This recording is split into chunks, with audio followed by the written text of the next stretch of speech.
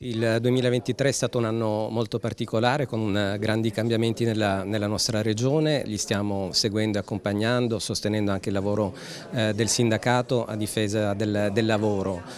sia di chi lavora in redazione che dei collaboratori, che sono tanti, sono la maggior parte quelli che costituiscono l'ossatura poi dell'informazione locale. È un mondo che cambia, che si deve adeguare ai tempi, l'ordine non fa leggi,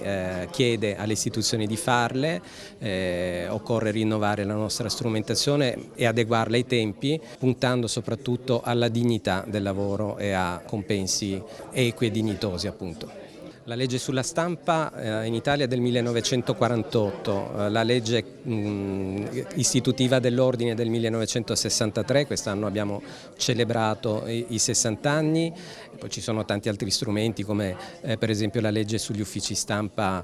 pubblici che è del 2000, così come la legge sulla par condicio nata in un'epoca politica completamente diversa e che tiene per esempio fuori tutta la parte social dalla comunicazione, per cui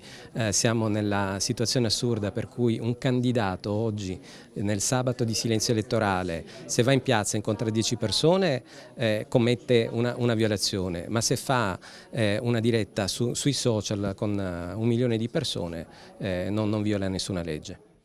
Il 2023 è stato un anno estremamente complicato, caratterizzato soprattutto negli ultimi mesi e nelle ultime settimane in particolare da 2 episodi molto significativi. Il primo è la nascita e lo sviluppo di NEM, questa nuova casa editrice che edita 4 giornali al momento in Veneto, 2 in Friuli Venezia Giulia, più televisioni, radio, digitale. Segna uno sviluppo. È importante che questo sviluppo vada anche nel senso della dignità del lavoro e di stipendi meglio retribuiti, stipendi più significativi, più alti, soprattutto per il mondo dei collaboratori, che è un mondo determinante non solo per il sindacato ma per l'informazione in generale in Veneto.